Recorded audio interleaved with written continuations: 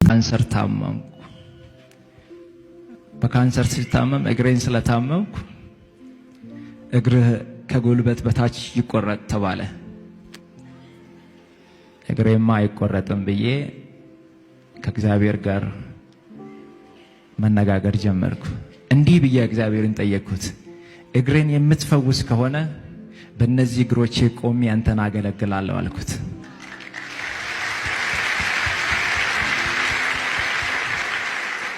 እግዚአብሔር እግሬን እንዲሁ ነፃ ፈወሰው።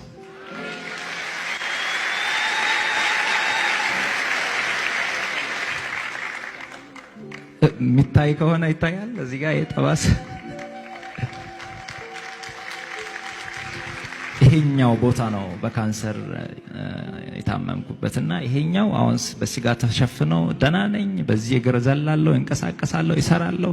ይሄኛው እግር ነበር ጠላት ሲቆረጥ ያለው። እግዚአብሔር ግን አይቻልም ብሎ ከለከለው።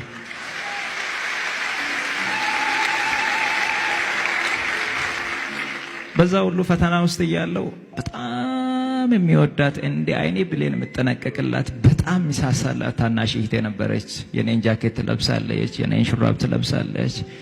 በቃ እኔ የሚያደርገውን ነገር ነው የምትለብሰው። በጣም ነው የምወዳት፣ በጣም ነው በቃ ጥሩ ቦታ የሚሰጣት። እሷን በጣም ትወደኛለች። ቤተሰቤ በጣም በቃ ሁሉም ነው የምንወዳትና አንድ ቀን የሆነች የሻይ ቡና ብር ማዘር ሰታኝ፣ ያችን ሻይ ቡና ብር ይዤ የሆነ ሆቴል ላይ ቁጭ አልኩና ደወለች እኔ ጋር።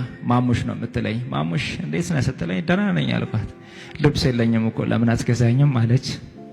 ገንዘብ የለማ ልብስ ለመግዛትና ሆቴል ላይ ቁጭ ብያለሁ። ማዘር 100 ብር ሰታኝ ነበር፣ በደንብ አስታውሳለሁ ጊዜውንና ልብስ ግዛልኝ ስትለኝ የሆነ ልብስ የሚሰሩ ነጋዴ ጓደኞች ስለነበሩ ከነሱ በዱቤ ለመቀበል እሷን ላለማሳዘን ስል ምንም ችግር የለም እኔ የኔ እናት እዛ መሳላ ነኝ ብዬ ቀጠርኳት። ከዛ ትመጣለች ብዬ ጠበቅኩ፣ ትመጣለች ብዬ ጠበቅኩ፣ ትመጣለች ብዬ ጠበቅኩ። ለካ እሷ አርፋለች እና እግዚአብሔር ይመስገን፣ እግዚአብሔር ይመስገን። ይሄ ማራፏን ሰማውና ሆስፒታል ሮጬ ሲደርስ ልፈልግ ሰውነቴ እየቀነሰ መጣ። እኔ ህመሜን ለሰው ማሳየት አልፈልግም፣ ሰው እንዲያቅብኝ አልፈልግም። አንዳንድ ጊዜ ደግሞ ስጋ ያሳያል። ትልቁ ችግር እሱ ነው። ጃኬት ብትደረብም ይታያል፣ ውስጥ ያሳያልና ጸልዩልኝ። እኔ የኢትዮጵያ ህዝብ አንድ የሚማጸነው አንድ ለኢትዮጵያ ህዝብ መናገር የሚፈልገው ከእግዚአብሔር በታች በእናንተ ጸሎት፣ በእናንተ እንባ፣ በእናንተ ምርቃት ነው እስከዚህ ያለሁትና አሁንም እግዚአብሔር በዛ መንገድ ያቆመኛል ብዬ አስባለሁ። ግን መቀመጥ አልችልም። ለነሱ እኔ እርዳታ ሲሰበስብ ቁጭ ብዬ አይደለም፣ መቀመጥ አልችልም። መቀመጥ የማልችልበት ምክንያት አለ። እነሱ ደግሞ ተፈውሶ ሲመጡ እኔ ይበረታለሁ። የነሱ ገንዘብ ተሰብስበው እያለቀሱ የነበሩ እናቶች፣ እያለቀሱ የነበሩ አባቶች፣ የአንገቱን የደፋው ወጣት አንገቱን ቀና ሲያደርግ ያቺ እናቷ በኩላሊት ምክንያት ታማ ስታለቅስ የነበረች እህታችን ሳቋን ሲያይ እኔ ልብ ይበረታል። የኔን ህመም እዛ ጋር እረሳለሁ፣ የኔን መታመም እረሳለሁ። ግን ደግሞ ሳልፈልግ ሰውነቴ እየቀነሰ መጣ። እኔ ህመሜን ለሰው ማሳየት አልፈልግም፣ ሰው እንዲያቅብኝ አልፈልግም። አንዳንድ ጊዜ ደግሞ ስጋ ያሳያል። ትልቁ ችግር እሱ ነው። ጃኬት ብትደረብም ይታያል፣ ውስጥ ያሳያልና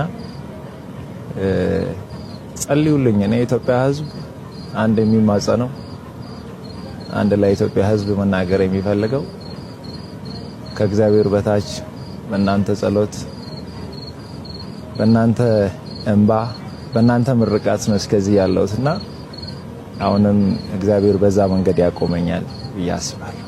መታመሜን ሰምቶ ያው ቁርሴንም አልበላውም ምሳ መብላት ነበረብኝ። ኪሴ ላይ ነበረውን አውጥቼ አንድ እናት ነበረችና የለመነችኝ ስትመጣ ሰጠዋት።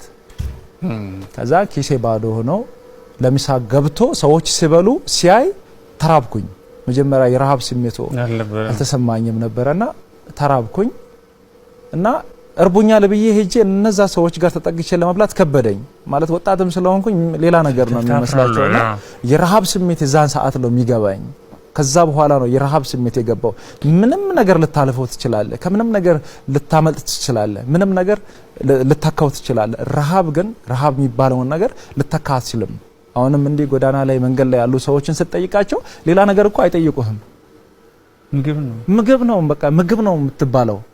እና ተርባ አንተን አብልታ አንተን አጠጥታ አንተን አቅፋ አንተን ይሄን ደረጃ አድርሳ አሳድጋ እናት ተራብኩ ስትል የሚሰማህ ያለ ስሜት ደግሞ እጅጉን በጣም ይከብዳል።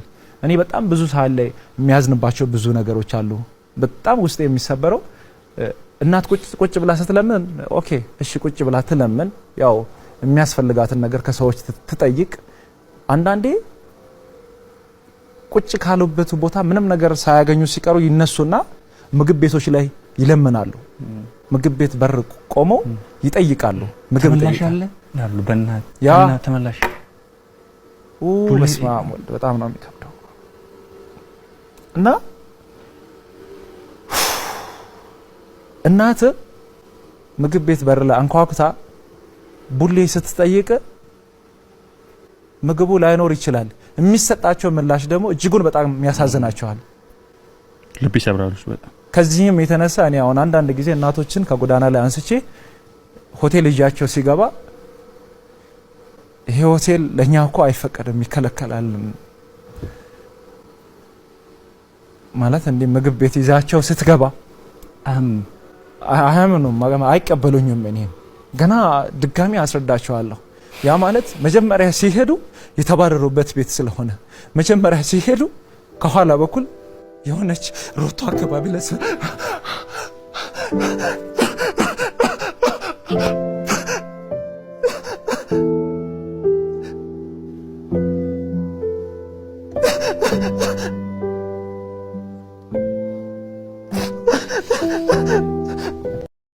መታመሜን ሰምታችሁ በጣም ብዙ ሰዎች እየተጨነቃችሁ ነው። መታመሜን የነገርኳችሁ እንድትጨነቁ ፈልጌ ሳይሆን እንድትጸልዩልኝ ስለሚፈልግ ነው።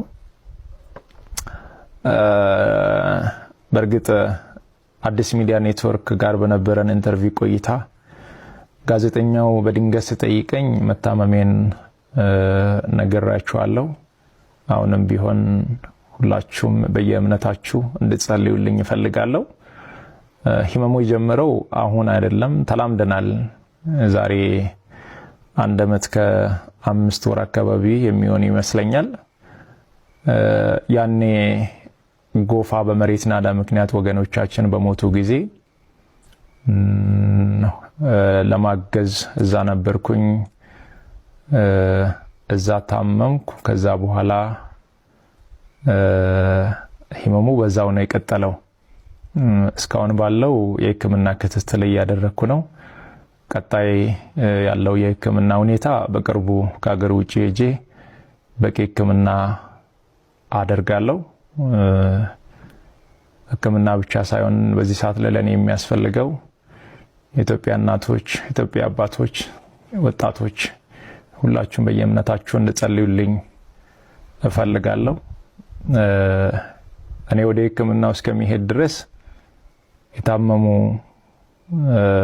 አልጋ ላይ ያሉ ወገኖችን እያሳከምን እንቆያለን።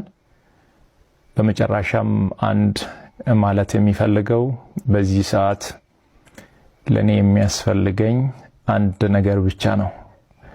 አሁን ከሚነግራችሁ ነገር ውጪ ለኔ ምንም ነገር አያስፈልገኝም። ሁላችሁም በየእምነታችሁ ጸልዩልኝ። ጸሎትና ጸሎት ብቻ ነው የሚያስፈልገኝ። ከዛ የተረፈው